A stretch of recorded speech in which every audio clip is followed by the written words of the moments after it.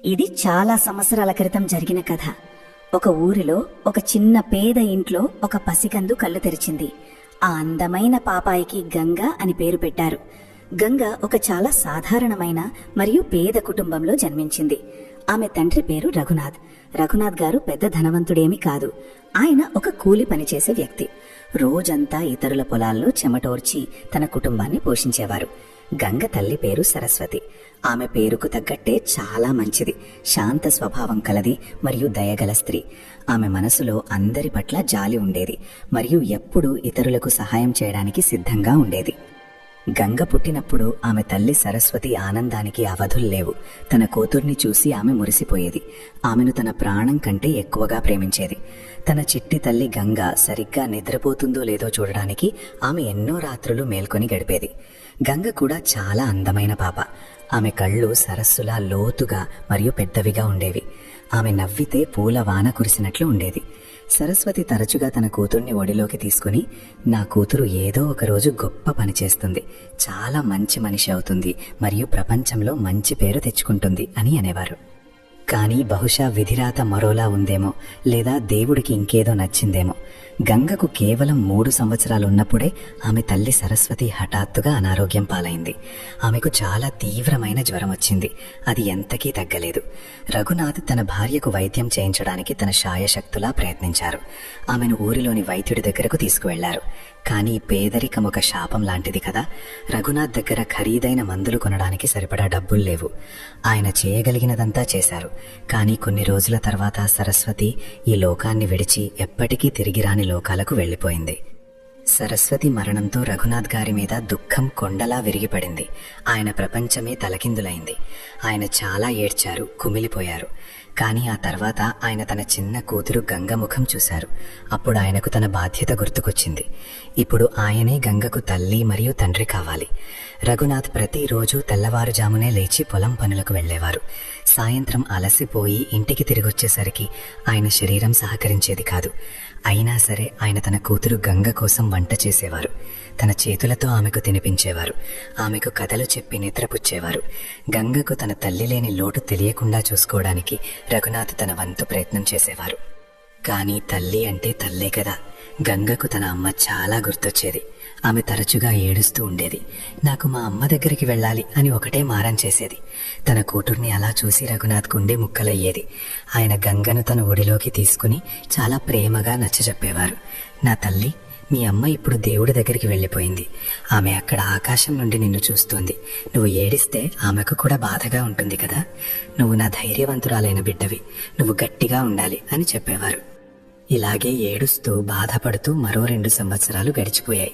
గంగకు ఇప్పుడు 5 సంవత్సరాలు వచ్చాయి. గంగకు నిజంగా ఒక తల్లి అవసరం ఉందని రఘునాథ్కు అనిపించసాగింది. ఆమెకు ఎప్పుడూ తోడుగా ఉంటూ ఆమెను చూసుకునే ఒక మనిషి కావాలి. చాలా ఆలోచించిన తర్వాత రఘునాథ్ 2వ పెళ్లి చేసుకోవాలని నిర్ణయించుకున్నారు. ఆ ఊరిలోనే కమల అనే ఒక విధవరాలుండేది. కమలకు కూడా 2 పిల్లలున్నారు. ఒక కొడుకు బాబులాల్ మరియు ఒక కూతురు సుశీల. కమలకు కూడా ఒక ఆధారం, తన మరియు తన పిల్లల బాధ్యత తీసుకునే ఒక మనిషి అవసరం ఉంది.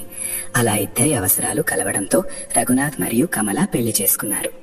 మొదట్లో కొన్ని రోజులు ఇంట్లో మళ్లీ కళ వచ్చినట్లు అనిపించింది. కమల గంగతో బాగానే ఉండేది, ప్రేమగా చూసుకునేది. కానీ ఈ సంతోషం ఎక్కువ రోజులు నిలవలేదు. మెల్లగా కమల అసలు స్వరూపం బయటపడడం మొదలైంది. కమలకు తన సొంత పిల్లలే సర్వస్వం. బాబులాల్ మరియు సుశీల ఆమెకు కంటి పాపల్లాంటివారు. కానీ గంగ మాత్రం ఒక సవతి కూతురిగా, ఒక భారంగా మిగిలిపోయింది.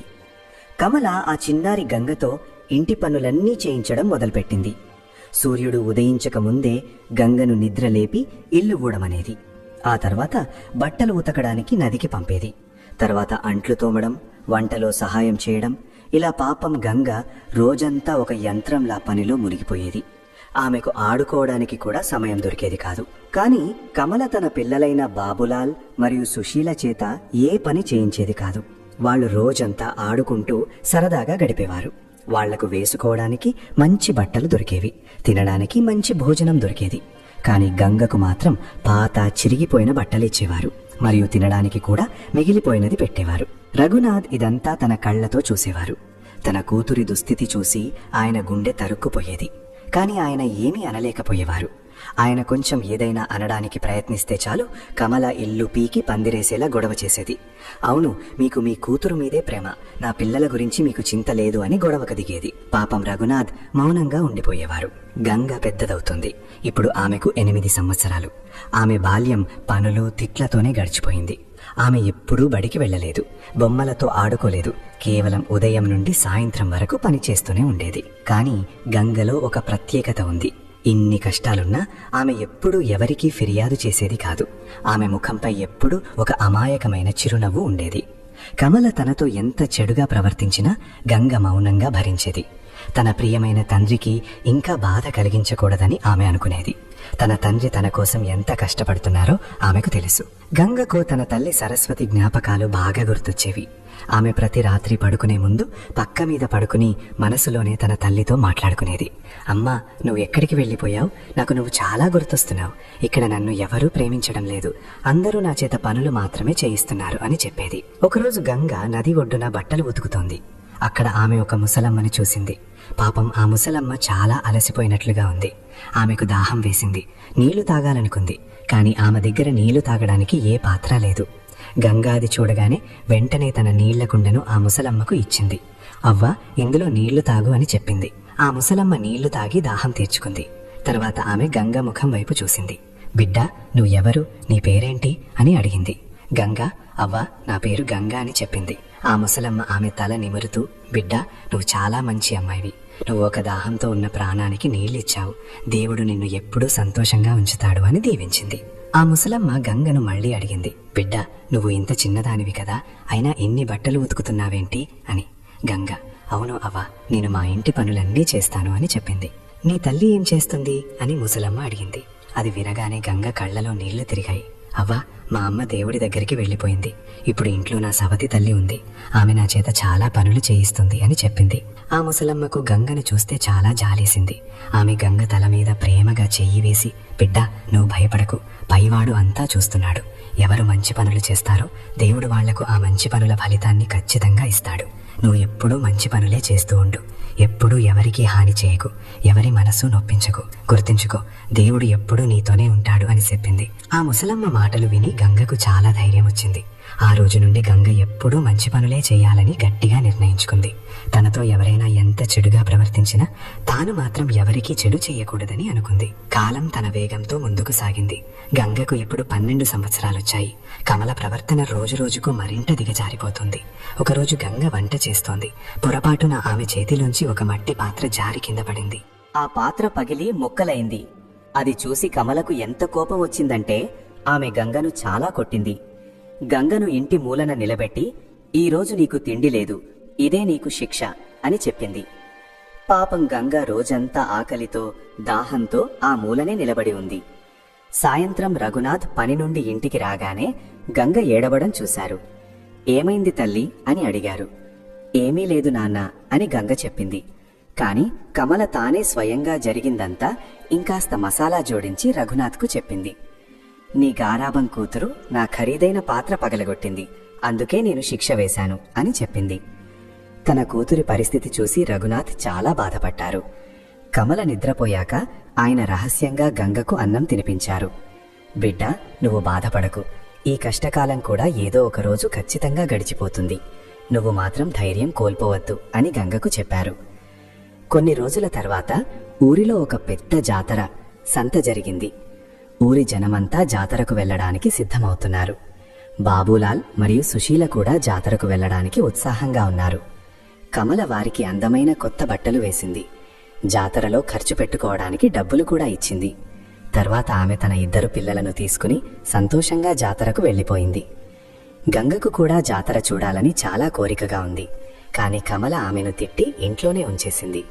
నువ్వు ఎక్కడికి రాకూడదు, నోరు మూసుకుని ఇల్లు శుభ్రం చేసి వంట చెయ్యి, మేమి సాయంత్రం కల్లా వస్తాము అని చెప్పింది. గంగ కళ్ళలో నీళ్లు వచ్చాయి. కాని ఆమె ఏమీ మాట్లాడలేదు. మౌనంగా ఇంటి పనిలో నిమగ్నమైంది. సాయంత్రం కమల మరియు ఆమె పిల్లలు జాతర నుండి తిరిగి వచ్చినప్పుడు వారు చాలా రకాల మిఠాయిలు తెచ్చారు. అందరూ ఆనందంగా మిఠాయిలు తినడం మొదలుపెట్టారు. కాని ఎవరూ గంగకు చిన్న ముక్క కూడా ఇవ్వలేదు. గంగ ఇదంతా మౌనంగా భరించింది. రాత్రి ఇంట్లో అందరూ గాఢ నిద్రలోకి జారుకున్నాక రఘునాథ్ మెల్లగా లేచారు. ఆయన తన కూతురు గంగను నిద్రలేపారు. తన జేబులోంచి ఒక చిన్న మిఠాయి ముక్కను తీశారు. ఆయన ఆ మిఠాయిని గంగకు ఇచ్చి, బిడ్డా, ఇది నీకోసమే, నేను అందరి కళ్ళు కప్పి నీకోసం దాచాను అని చెప్పారు. తన తండ్రి ప్రేమను చూసి గంగ కళ్ళలో ఆనంద బాష్పాలొచ్చాయి. ఆమె తన తండ్రిని గట్టిగా హత్తుకుంది. ఇలాగే చాలా ఏళ్లు గడిచిపోయాయి. గంగకు ఇప్పుడు 16 సంవత్సరాలొచ్చాయి. ఆమె చాలా అందంగా ఉండేది. కానీ ఆమె జీవితంలో కష్టాలు మాత్రం తగ్గలేదు. ఆమె ఇప్పటికీ ఇంటి పనులన్నీ చేసేది. కమల ప్రవర్తన కూడా ఇంకా అలాగే ఉంది. ఇప్పుడు ఊరి వాళ్ళు గంగ పెళ్లి గురించి మాట్లాడుకోవడం మొదలుపెట్టారు. కమల కూడా గంగకు త్వరగా పెళ్లి చేసి ఇంటి నుండి పంపించేయాలని, అప్పుడు తనడ పీడ వదులుతుందని అనుకునేది. ఒకరోజు కమల రఘునాథ్తో, గంగ ఇప్పుడు పెద్దదయింది, దానికి పెళ్లి చేద్దాం అని చెప్పింది. రఘునాథ్, మాట వరకు బాగానే ఉంది, కానీ మన దగ్గర డబ్బులు లేవు కదా, కట్నం లేకుండా ఏ మంచి అబ్బాయి పెళ్లి చేసుకోడు అని అన్నారు. కానీ కమలకు గంగను ఇంటి నుండి వెళ్ళగొట్టడమే ముఖ్యం. ఆమె ఊరిలో సంబంధాలు చూడడం మొదలుపెట్టింది. ఆమెకు బలరాం అనే ఒక అబ్బాయి దొరికాడు. బలరాం చాలా చెడ్డవాడు. వాడు తాగుబోతూ మరియు జూదరి. కమల ఈ విషయం రఘునాథ్కు చెప్పగానే ఆయన షాక్ అయ్యారు. ఆ కుర్రాడు చాలా చెడ్డవాడు, నేను నా కూతురిని వాడికిచ్చి పెళ్లి చేయను అని చెప్పారు. కానీ కమల కన పంతం వీడలేదు. మన దగ్గర డబ్బులు లేవు కాబట్టి ఇంతకంటే మంచి సంబంధం దొరకదు అని వాదించింది. గంగకు ఈ విషయం తెలిసినప్పుడు ఆమె చాలా భయపడింది. ఆమె తన తండ్రి దగ్గరకు వెళ్లి ఏడుస్తూ, నాన్న, నేను బలరాంను పెళ్లి చేసుకోను, అతను చాలా చెడ్డవాడు అని చెప్పింది. బిడ్డ, నా చేతిలో ఏమీ లేదు, నేను నిస్సహాయుడిని అని రఘునాథ్ బాధపడ్డారు. కానీ గంగ ఆ పెళ్లి చేసుకోకూడదని గట్టిగా నిర్ణయించుకుంది. తనను కాపాడమని ఆమె దేవుణ్ణి ప్రార్థించడం మొదలుపెట్టింది. దేవుడు ఆమె మొర విన్నాడు. కొన్ని రోజుల తర్వాత బలరాంకు ఎవరో ఒకరితో గొడవ జరిగి ఆ గొడవలో వాడు చనిపోయాడు. కమలకు కోపం వచ్చింది, కానీ గంగకు మాత్రం చాలా ప్రశాంతంగా అనిపించింది. మరో కొన్ని నెలలు గడిచాయి. గంగకు ఇప్పుడు 18 ఏళ్లు. ఒకరోజు ఊరిలోకి రామ్లాల్ అనే ఒక వ్యక్తి వచ్చాడు. అతను ఒక చిన్న బట్టల దుకాణం తెరిచాడు. రామ్లాల్ చాలా మంచివాడు మరియు నిజాయితీపరుడు. ఊరి జనాలకు అతను బాగా నచ్చాడు. ఒకరోజు గంగ బట్టలు కొనడానికి రామ్లాల్ దుకాణానికి వెళ్ళింది. రామ్లాల్ గంగను చూస్తూ ఉండిపోయాడు. గంగ చాలా సాధారణంగా ఉన్నా ఆమె ముఖంలో ఒక ప్రత్యేకమైన కళ ఉంది. నా దగ్గర ఎక్కువ డబ్బులు లేవు అని గంగ చెప్పింది. రామ్లాల్ ఆమెకు తక్కువ ధరకే మంచి బట్టలిచ్చాడు. ఆ తర్వాత గంగ తరచుగా అతని దుకాణానికి వెళ్లేది. ఇద్దరి మధ్య మాటలు కలిశాయి. వాళ్ళు స్నేహితులయ్యారు. రామ్లాల్కు గంగ అంటే ఇష్టం పెరిగింది. అతను గంగను ప్రేమించడం మొదలుపెట్టాడు. గంగ వాళ్ళు ఆమెను తనలాంటి చిన్న వ్యాపారికి ఇచ్చి పెళ్లి చేయరేమో అని రామ్లాల్ అనుకునేవాడు. గంగ కూడా రామ్లాల్తో తన పెళ్లి జరిగితే బాగుండు అని అనుకునేది. కానీ ఆమెకు తన సవతి తల్లి అంటే భయం. రామ్లాల్ దుకాణం ఇప్పుడు బాగా నడుస్తోంది. ఒకరోజు రామ్లాల్ ధైర్యం చేసి గంగతో తన మనసులో మాట చెప్పేశాడు. గంగా, నువ్వంటే నాకు చాలా ఇష్టం, నేను నిన్ను పెళ్లి చేసుకోవాలనుకుంటున్నాను. అది వినగానే గంగ ఆశ్చర్యపోయింది. నేను చాలా పేదదాన్ని కదా అని అంది. రామ్లాల్, నాకు డబ్బులు వద్దు, నాకు నువ్వు మాత్రమే కావాలి, నేను మీ నాన్నగారితో మాట్లాడతాను అని అన్నాడు. గంగకు తన చెవులను తానే నమ్మలేకపోయింది. ఆమె మళ్ళీ, కానీ మాకేం లేదు, నేను చాలా నిరుపేదను అని అంది. దానికి రామ్లాల్, నాకు నీ డబ్బులు కానీ కట్నం కానీ వద్దు, నాకు నువ్వు కావాలి, నువ్వు చాలా మంచి మనిషివి, ఎప్పుడూ ఇతరులకు సహాయం చేస్తావు, ఎన్ని కష్టాలున్నా సంతోషంగా ఉంటావు, నాకు నీలాంటి అమ్మాయే భార్యగా కావాలి అని చెప్పాడు. ఈ మాటలు విని గంగ కళ్ళలో ఆనంద బాష్పాలొచ్చాయి. కానీ మా ఇంట్లో వాళ్ళు ఈ పెళ్లికి ఒప్పుకోకపోవచ్చు, మా సవతి తల్లి నన్ను చాలా ఇబ్బంది పెడుతుంది అని గంగ భయపడుతూ చెప్పింది. రామ్లాల్ ఆమెకు ధైర్యం చెబుతూ, నేను మీ నాన్నగారితో మాట్లాడతాను, ఆయనను ఒప్పించగలనని నాకు నమ్మకం ఉంది అని అన్నాడు. మరుసటి రోజే రామ్లాల్ గంగ ఇంటికి వెళ్ళాడు. రఘునాథ్ గారు అప్పుడే ఇంటి బయట ఉన్నారు. రామ్లాల్ ఆయనతో, నేను మీ అమ్మాయి గంగను పెళ్లి చేసుకోవాలనుకుంటున్నాను, నేను గంగను చాలా సంతోషంగా చూసుకుంటాను, ఆమెకు ఏ లోటు రానివ్వను అని వినయంగా చెప్పాడు. రఘునాథ్ ఈ మాట విని చాలా సంతోషించారు. రామ్లాల్ గురించి ఊరిలో చాలా మంచి మాటలు విన్నారు. రామ్లాల్ చాలా మంచివాడని, కష్టపడి పనిచేసేవాడని ఆయనకు తెలుసు. రఘునాథ్, బాబు, నాకు నీ మీద పూర్తి నమ్మకం ఉంది, నా కూతురిని నీ చేతిలో పెట్టడానికి నాకు చాలా సంతోషంగా ఉంది. కానీ పెళ్లి ఖర్చులకు నా దగ్గర డబ్బు లేదు, నేను ఆర్భాటంగా పెళ్లి చేయలేను అని అన్నారు. రామ్లాల్, నాకు ఆర్భాటాలు హంగులు వద్దు, నాకు గంగ తోడు చాలు, మనం చాలా సాదాసీదాగా పెళ్లి చేసుకుందాం అని చెప్పాడు. ఆ మాటతో రఘునాథ్ మనసు కుదుటపడింది. చివరికి తన కూతురికి ఒక మంచి సంబంధం దొరికినందుకు ఆయన దేవుడికి కృతజ్ఞతలు చెప్పుకున్నారు. కానీ ఈ విషయం కమలకు తెలియగానే ఆమె ఇంట్లో పెద్ద రచ్చ చేసింది. ఇదేం చెత్త నిర్ణయం, రామ్లాల్కు చిన్న దుకాణదారుడు మాత్రమే, గంగ పెళ్లి వాడితో జరగడానికి వీల్లేదు అని గొడవ చేసింది. రఘునాథ్, రామ్లాల్ చాలా మంచి మనిషి, వాడు గంగను ఎప్పుడూ సంతోషంగా ఉంచుతాడు, నేను గంగ పెళ్లి రామ్లాల్తోనే చేస్తాను అని గట్టిగా చెప్పారు. దీని గురించి కమల రఘునాథ్ మధ్య పెద్ద గొడవే జరిగింది. కానీ ఈసారి రఘునాథ్ వెనక్కి తగ్గలేదు. గంగ పెళ్లి రామ్లాల్తోనే జరిపించాలని ఆయన గట్టిగా నిర్ణయించుకున్నారు. కొన్ని రోజుల తర్వాత గంగా రామ్లాల్ల పెళ్లి జరిగింది. పెళ్లి చాలా నిరాడంబరంగా జరిగింది. ఊరి నుండి కొద్దిమంది మాత్రమే పెళ్లికి వచ్చారు. పెద్దగా బాజాభజంత్రీలు లేవు. కానీ గంగ మాత్రం చాలా సంతోషంగా ఉంది. ఆమెకు ఎట్టకేలకు ఒక మంచి భర్త దొరికాడు. రామ్లాల్ తన్ను కంటికి రెప్పలా చూసుకుంటాడని ఆమెకు తెలుసు. పెళ్లి తర్వాత గంగ రామ్లాల్ ఇంటికి కాపురానికి వెళ్ళింది. రామ్లాల్ ఇల్లు చిన్నదే అయినా చాలా అందంగా ఉంది. ఇంట్లో ఎక్కువ సామాన్లు లేకపోయినా అవసరమైనవన్నీ ఉన్నాయి. గంగకు ఆ ఇల్లు ఒక రాజభవనంలా అనిపించింది. ఇది నా సొంత ఇల్లు, ఇక్కడ నన్ను ఎవ్వరూ తిట్టరు, ఎవ్వరూ బాధ పెట్టరు అని ఆమె అనుకుంది. రామ్లాల్ నిజంగానే చాలా మంచి భర్త అని నిరూపించుకున్నాడు. అతను గంగను ప్రాణంగా ప్రేమించేవాడు. ఆమెను చాలా జాగ్రత్తగా చూసుకునేవాడు. గంగ మీద ఎప్పుడూ కోప్పడేవాడు కాదు. తన జీవితంలో గంగ ఇంత సంతోషంగా ఉండటం ఇదే మొదటిసారి. గంగ కూడా రామ్లాల్కు సేవ చేయడంలో ఏ లోటు చేసేది కాదు. ఆమె ఉదయాన్నే లేచి ఇల్లు శుభ్రం చేసేది. రామ్లాల్ కోసం రుచికరమైన వంటలు చేసేది. అతని బట్టలు ఉతికేది. దుకాణం పనుల్లో కూడా రామ్లాల్కు సహాయం చేసేది. రామ్లాల్ గంగల జంట చూడముచ్చటగా ఉండేది. పెళ్లైన కొద్ది నెలల్లోనే రామ్లాల్ దుకాణం ఇంకా బాగా నడవసాగింది. గంగ దుకాణంలో కూర్చోవడం వల్ల కస్టమర్లు ఇంకా ఎక్కువగా రావటం మొదలుపెట్టారు. గంగ అందరితో చాలా ప్రేమగా, మర్యాదగా మాట్లాడేది. అందరికీ సహాయం చేసేది. ఊరి జనాలకు గంగ అంటే చాలా ఇష్టం ఏర్పడింది. మెల్లగా రామ్లాల్ ఆర్థిక పరిస్థితి మెరుగుపడింది. ఇప్పుడు వాళ్ళ దగ్గర మునుపటి కంటే ఎక్కువ డబ్బులున్నాయి. రామ్లాల్ తన దుకాణాన్ని కొంచెం పెద్దది చేశాడు. దుకాణంలో ఇంకా కొత్త సరుకు తెప్పించాడు. ఇప్పుడు అతని దుకాణం ఆ ఊరిలోనే అత్యుత్తమ బట్టల దుకాణంగా మారింది. గంగ చాలా సంతోషంగా ఉంది. తన జీవితంలోని కష్టాలన్నీ తీరిపోయాయని ఆమెకు అనిపించింది. ఆమె ప్రతిరోజు దేవుడికి దండం పెట్టుకునేది. దేవుడా, నువ్వు నాకు చిన్నప్పుడు చాలా కష్టాలిచ్చావు, కానీ ఇప్పుడు అంతే సంతోషాన్ని కూడా ఇచ్చావు. నీకు నా కృతజ్ఞతలు అని ప్రార్థించేది. గంగ రామ్లాల్ల పెళ్లి జరిగి 1 సంవత్సరం పూర్తయింది. ఇద్దరు చాలా అన్యోన్యంగా ఉండేవారు. కానీ గంగకు ఇప్పుడు ఒక లోటు కనిపిస్తోంది. ఆమె ఇప్పుడు అమ్మ కావాలనుకుంటోంది. తన ఇంట్లో కూడా చిన్నపిల్లల కేరింతలు వినిపించాలని ఆమె ఆశపడింది. రామ్లాల్ కూడా తండ్రి కావాలనుకున్నాడు. మనకొక బిడ్డ పుడితే మన ఈ చిన్న ఇల్లు సంతోషంతో నిండిపోతుంది అని రామ్లాల్ అనేవాడు. అవును, నేను కూడా అదే కోరుకుంటున్నాను అని గంగ అనేది. మరికొన్ని నెలలు గడిచాయి. ఒకరోజు గంగకు తాను తల్లి కాబోతున్నానని తెలిసింది. ఆమె ఆనందానికి అవధులు లేవు. పరుగున వెళ్లి ఈ శుభవార్తను రామ్లాల్కు చెప్పింది. రామ్లాల్ కూడా ఇది విని ఎంతో సంబరపడ్డాడు. గంగను దగ్గరకు తీసుకుని, గంగ, ఈరోజు నువ్వు నాకు ప్రపంచంలోనే అతిపెద్ద సంతోషాన్ని ఇచ్చావు అన్నాడు. గంగ గర్భవతిగా ఉన్న రోజులు చాలా బాగా గడిచాయి. రామ్లాల్ ఆమెను ఇంతకు ముందు కంటే ఇంకా జాగ్రత్తగా చూసుకోవడం మొదలుపెట్టాడు.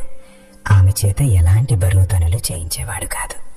ఆమెకు మంచి పోషకాహారం తినిపించేవాడు. ప్రతి నెల పరీక్షల కోసం పట్నంలోని డాక్టర్ దగ్గరకు తీసుకువెళ్లేవాడు. ఊరిలోని ఆడవాళ్లు కూడా గంగను చూడటానికి వచ్చేవారు.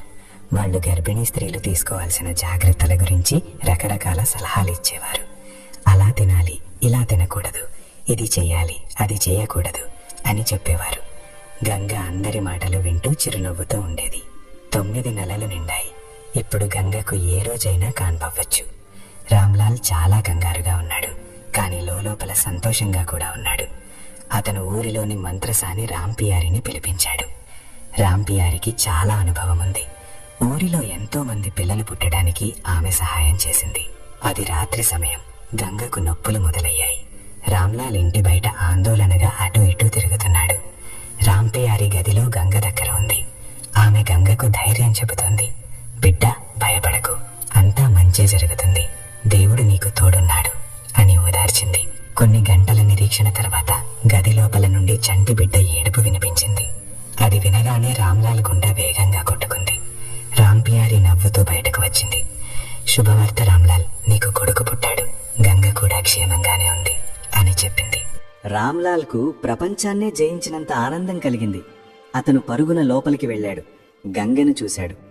గంగ చాలా అలసిపోయినట్లు ఉంది, కాని ఆమె ముఖంలో ఒక అద్భుతమైన చిరునవ్వు ఉంది. ఆమె పక్కన ఒక చిన్న పసికందు పడుకుని ఉన్నాడు.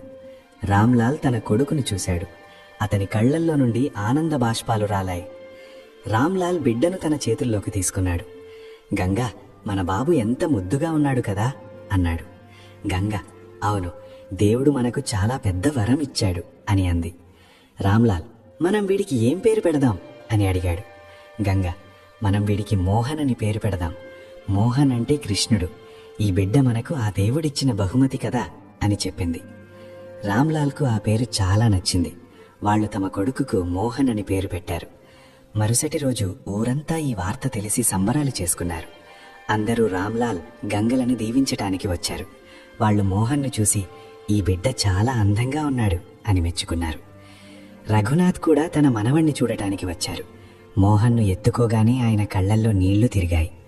గంగా తల్లి, నువ్వెప్పుడూ సంతోషంగా ఉండాలి. నీ కష్టాలన్నీ తీరిపోయాయి. ఇక నీకు మంచి రోజులే అని దీవించారు. గంగ, బాబూజీ, ఇదంతా ఆ దేవుడి దయే అని అంది. మోహన్ మెల్లగా పెరగసాగాడు. వాడు చాలా ముద్దుగా, అల్లరిగా ఉండేవాడు. వాడి కళ్ళు వాళ్ళమ్మలాగే పెద్దగా, లోతుగా ఉండేవి. వాడు నవ్వితే బుగ్గన సొట్టలు పడేవి. ఊరిలో ప్రతి ఒక్కరూ మోహన్ను చాలా ఇష్టపడేవారు. గంగ తన మోహన్ను చాలా గారాభంగా పెంచేది. రాత్రంతా మేల్కొని మోహన్ను చూసుకునేవి. మోహన్ రాత్రిపూట ఏడిస్తే గంగ వాడిని ఒడిలోకి తీసుకుని జోలపాట పాడేది. నిద్రపో నా కన్న తండ్రి, నిద్రపో. దేవుడు నీకు నిండు నూరేళ్ళు ఇవ్వాలి. నువ్వు పెద్దయ్యాక గొప్ప పేరు తెచ్చుకోవాలి అని పాడేది. రామ్లాల్కు కూడా మోహన్ అంటే పంచప్రాణాలు. అతను రోజూ దుకాణం నుండి ఇంటికి వచ్చేటప్పుడు మోహన్ కోసం ఏదో ఒకటి ఖచ్చితంగా తెచ్చేవాడు. ఎప్పుడైనా మిఠాయి తెచ్చేవాడు. ఇంకొకసారి చిన్న చిన్న ఆట వస్తువులు తెచ్చేవాడు. మోహన్ తన నాన్నను చూడగానే ఆనందంతో గంతులు వేసేవాడు. సాయంత్రం రామ్లాల్ దుకాణం నుండి ఇంటికి వచ్చేసరికి రోజంతా పనిచేసి బాగా అలసిపోయి ఉండేవాడు. కాని మోహన్ నవ్వుతున్న ముఖం చూడగానే అతని అలసట అంతా ఒక్క క్షణంలో మాయమైపోయేది. అతను మోహన్ను ఎట్టుకొని బాగా ఆడించేవాడు. మోహన్ కేరింతలు కొడుతూ నవ్వేవాడు. తన భర్తను, కొడుకును అలా సంతోషంగా చూసి గంగ మురిసిపోయేది. నా దగ్గర ఇప్పుడు అన్నీ ఉన్నాయి. ప్రేమించే భర్త, చందమామ లాంటి కొడుకు, ఒక చక్కని ఇల్లు. దేవుడు నాకు చాలా ఇచ్చాడు అని ఆమె మనసులో అనుకునేది. మోహన్కు 6 నెలలు వచ్చినప్పుడు వాడు మోకాళ్ల మీద పాకడం మొదలుపెట్టాడు. ఇల్లంతా ఇక్కడి నుండి అక్కడికి పాకుతూ తిరిగేవాడు. గంగ ఎప్పుడూ వాడి వెనకే తిరుగుతూ ఉండేది. ఎక్కడ మోహన్కు దెబ్బ తగులుతుందో అని ఆమెకు ఎప్పుడూ భయంగా ఉండేది. రామ్లాల్, గంగా, నువ్వు మరీ అంత కంగారు పడకు. పిల్లలు పడుతూ లేస్తూనే కదా నడక నేర్చుకునేది అనేవాడు. కాని గంగ వినేది కాదు. నేను నా కొడుకుకు చిన్న చీమ కూడా కొట్టనివ్వను అని అనేది. మోహన్కు 7 ఏళ్ల వయసు వచ్చినప్పుడు వాడు తన చిట్టి పాదాలతో నడవడం మొదలుపెట్టాడు. మొదట్లో తడబడి పడిపోయేవాడు. కాని మెల్లగా గట్టిగా నడవడం నేర్చుకున్నాడు. గంగా, రామ్లాల్ సంతోషానికి అంతే లేదు. ఈ సంతోషంలో వాళ్ళు ఊరందరికీ మిఠాయిలు పంచారు. మోహన్ పెరిగే కొద్దీ మాట్లాడడం కూడా నేర్చుకుంటున్నాడు. వాడు తన ముద్దు ముద్దు మాటలతో పలికిన మొదటి పదం అమ్మ. అది వినగానే గంగ కళ్ళల్లో ఆనంద బాష్పాలు వచ్చాయి. ఆమె మోహన్ను గట్టిగా హత్తుకొని, అవును నాన్న, నేను నీ అమ్మనే. నేనెప్పుడూ నీతోనే ఉంటాను అని అంది. మోహన్కు 2 ఏళ్లు వచ్చేసరికి వాడు బాగా మాట్లాడడం మొదలుపెట్టాడు. చిన్న చిన్న వాక్యాలు మాట్లాడేవాడు. అమ్మ ఆకలి, అమ్మ మంచినీళ్లు, నాన్న ఎక్కడికి వెళ్ళారు అని అడిగేవాడు. గంగకు మోహన్ మాట్లాడే ప్రతి మాట చాలా ముచ్చటగా అనిపించేది. మోహన్ చాలా అల్లరివాడు కూడా. ఇల్లంతా అటు ఇటు పరిగెడుతూ ఉండేవాడు. వస్తువులను తీసి ఇక్కడ అక్కడ పడేసేవాడు. ఒక్కోసారి గంగ వంట పాత్రలు కూడా పడగొట్టేవాడు. కాని గంగ వాడి మీద ఎప్పుడూ కోప్పడేది కాదు. నవ్వుతూ, పర్లేదు నా బంగారు తండ్రి, నీకిష్టం వచ్చింది చేసుకో, నాకేం ఇబ్బంది లేదు అని అనేది. రామ్లాల్ అప్పుడప్పుడు గంగతో, గంగా, నువ్వు మోహన్ను మరీ గారాభం చేస్తున్నావు. వాణ్ణి అప్పుడప్పుడు మందలించాలి కూడా, లేకపోతే వాడు పెద్దయ్యాక చెడిపోతాడు అని అనేవాడు. కాని గంగ, వాడింకా చిన్నపిల్లాడే కదా, పెద్దయ్యాక అన్నీ వాడే నేర్చుకుంటాడులే అని సర్ది చెప్పేది. మోహన్కు 3 ఏళ్లు రాగానే వాడికి ఏదైనా నేర్పించాలి అని రామ్లాల్ అనుకున్నాడు. అతను మోహన్ను తనతో పాటు దుకాణానికి తీసుకువెళ్లడం మొదలుపెట్టాడు. మోహన్ దుకాణంలో మౌనంగా కూర్చుని వచ్చేపోయే జనాలను చూస్తూ ఉండేవాడు. జనాలు మోహన్తో మాట్లాడి వాడికి చాక్లెట్లు ఇచ్చేవారు. దుకాణానికి వెళ్లడం మోహన్కు చాలా సరదాగా ఉండేది. రామ్లాల్ మోహన్కు అంకెలు నేర్పించడం మొదలుపెట్టాడు. నాన్న, ఇది 1, ఇది 2, ఇది 3 అని చెప్పేవాడు. మోహన్ కూడా తన ముద్దు మాటలతో తండ్రి వెనక వల్లించేవాడు. మెల్లగా మోహన్ 10 వరకు లెక్క పెట్టడం నేర్చుకున్నాడు. రామ్లాల్ చాలా సంతోషించాడు. గంగతో, గంగా, మనవాడు చాలా తెలివైనోడు, ఏదైనా చాలా తొందరగా నేర్చుకుంటున్నాడు అని చెప్పాడు. అది వినగానే గంగకు చాలా సంతోషమనిపించేది. ఆమె కూడా ఇంట్లో మోహన్కు చదువు చెప్పేది. ఆమె వాడికి మంచి బుద్ధులు నేర్పించేది. నాన్న, ఎప్పుడూ నిజమే చెప్పాలి, అబద్ధం ఆడకూడదు, పెద్దలను గౌరవించాలి, పేదవారికి, అవసరమున్న వారికి సహాయం చేయాలి, ఎప్పుడూ ఎవరినీ బాధ పెట్టకూడదు అని చెప్పేది. మోహన్ వాళ్ళ అమ్మ చెప్పే మాటలన్నీ చాలా శ్రద్ధగా వినేవాడు. మోహన్కు 4 ఏళ్లు రాగానే వాణ్ణి బడిలో చేర్పించాలి అని రామ్లాల్ అనుకున్నాడు. ఊరిలో ఒక చిన్న ప్రభుత్వ పాఠశాల ఉంది. ఊరి పిల్లలందరూ అక్కడికే వెళ్లేవారు. మోహన్ కూడా ఆ బడిలోనే చదవాలని రామ్లాల్ కోరుకున్నాడు. గంగకు ఈ విషయం చాలా నచ్చింది. అవును, మోహన్ ఖచ్చితంగా చదువుకోవాలి. నేను చదువుకోలేదు కాబట్టి చదువు విలువ నాకు తెలుసు. నా కొడుకు చదువుకుని చాలా గొప్పవాడవుతాడు అని అంది. రామ్లాల్, అవును గంగా, నేను కూడా అదే కోరుకుంటున్నాను. మోహన్ బాగా చదువుకుంటాడు, మంచి ఉద్యోగం చేసి మన పేరు నిలబెడతాడు అన్నాడు. అలా మోహన్ను బడిలో చేర్పించారు. మొదటి రోజు గంగ స్వయంగా మోహన్ను బడి దగ్గర దిగబెట్టడానికి వెళ్ళింది. మోహన్ కొత్త బట్టలు వేసుకున్నాడు. వాడి చేతిలో ఒక చిన్న పుస్తకం ఉంది. వాడు చాలా ఉత్సాహంగా ఉన్నాడు. కాని గంగ వాడిని బడిలో వదిలి వెనక్కి రాబోతుంటే మోహన్ ఏడవడం మొదలుపెట్టాడు. అమ్మా, నేను కూడా నీతో వచ్చేస్తాను, నేనిక్కడ ఒక్కణ్ణి ఉండలేను అని మారాం చేశాడు. గంగకు కూడా కన్నీళ్లొచ్చాయి. కాని ఆమె మోహన్కు ప్రేమగా నచ్చజెప్పింది. నాన్న, నువ్విక్కడ చదువుకోవాలి. చూడు, ఇక్కడ ఎంతమంది పిల్లలున్నారో, నువ్వు వాళ్లతో ఆడుకోవచ్చు. నువ్విక్కడ చాలా కొత్త విషయాలు నేర్చుకుంటావు. సాయంత్రం నేను నిన్ను తీసుకెళ్లడానికి ఖచ్చితంగా వస్తాను అని చెప్పింది.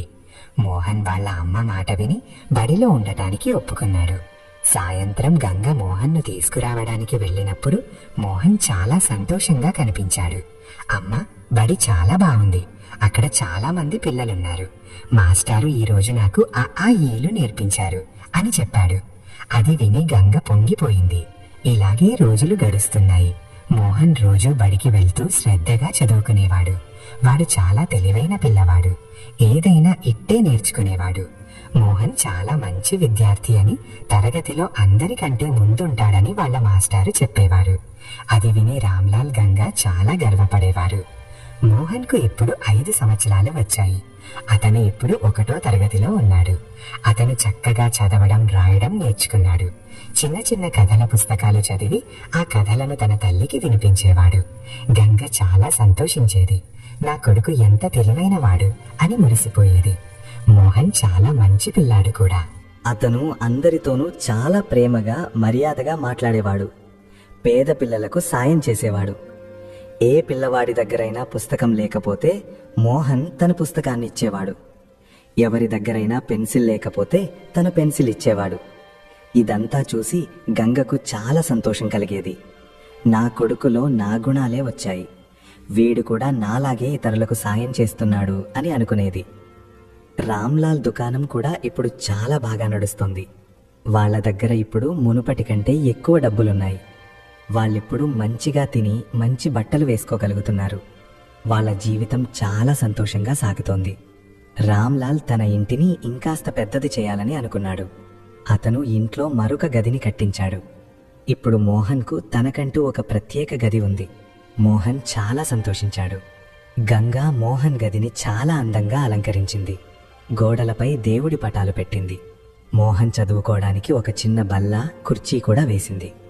గంగా తరచుగా మోహన్తో, బిడ్డా, దేవుణ్ణి ఎప్పుడూ పూజించాలి. దేవుడు ఎప్పుడూ మనతోనే ఉంటాడు.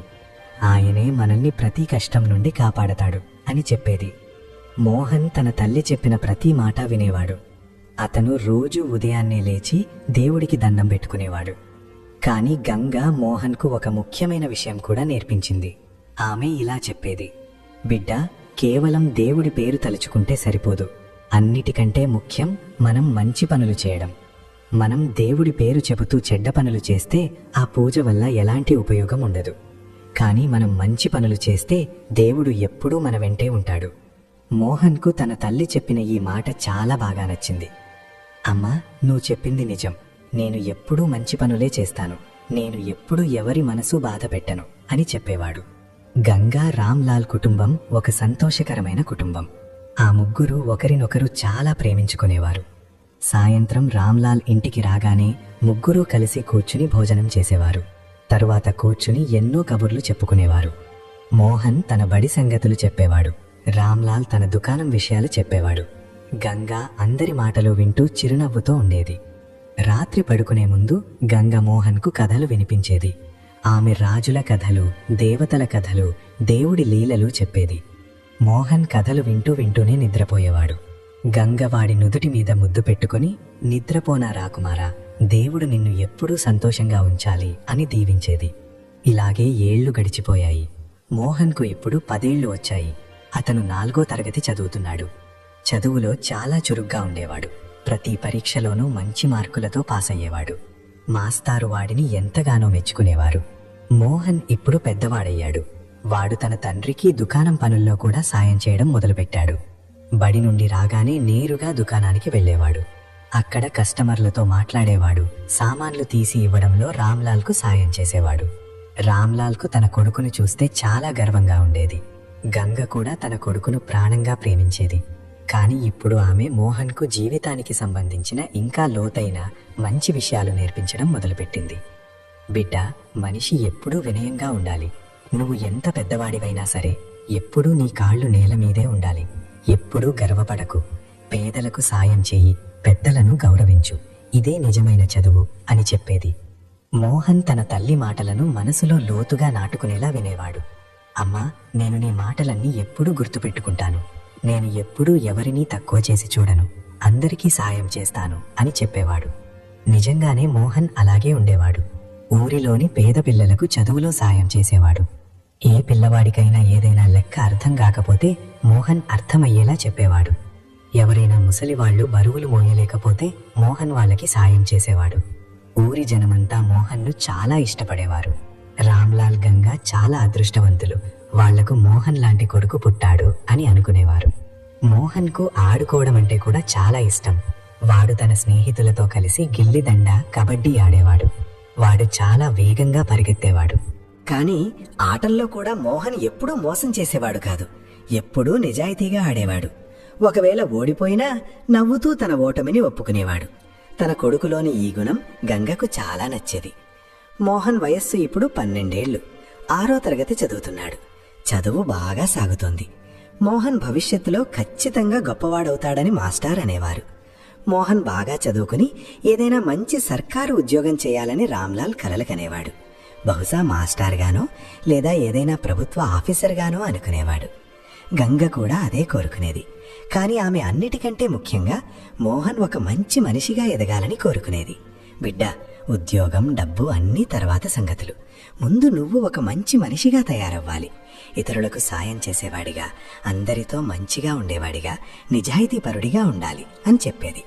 మోహన్ ఎప్పుడూ తల్లి మాట జవదాటేవాడు కాదు. అమ్మా, నువ్వు కోరుకున్నట్లే నేను తయారవుతాను. నిన్ను ఎప్పుడూ బాధ పెట్టను అని చెప్పేవాడు. రామ్లాల్, గంగల జీవితం చాలా సాఫీగా, ప్రశాంతంగా సాగుతోంది. దుకాణం బాగా నడుస్తోంది. మోహన్ చదువు బాగా సాగుతోంది. వాళ్ల ఇల్లు సంతోషాలతో నిండి ఉంది. కానీ బహుశా వాళ్ల సంతోషానికి ఎవరిదో దిష్టి తగిలినట్లుంది. త్వరలోనే వాళ్ల జీవితంలో ఒక పెద్ద తుఫాను రాబోతోందని ఎవరికీ తెలియదు. మోహన్కు ఇప్పుడు 13 ఏళ్లు. 7వ తరగతి చదువుతున్నాడు. ఒకరోజు మోహన్ బడి నుండి ఇంటికి రాగానే వాడికి చాలా నీరసంగా అనిపించింది. అమ్మా, నాకు చాలా అలసటగా ఉంది. తల కూడా నొప్పిగా ఉంది అని గంగతో చెప్పాడు. బిడ్డ, వెళ్ళి కాసేపు పడుకో. ఈరోజు బడిలో ఎక్కువ చదివావేమో అని గంగా అంది. మోహన్ తన గదిలోకి వెళ్ళి పడుకున్నాడు.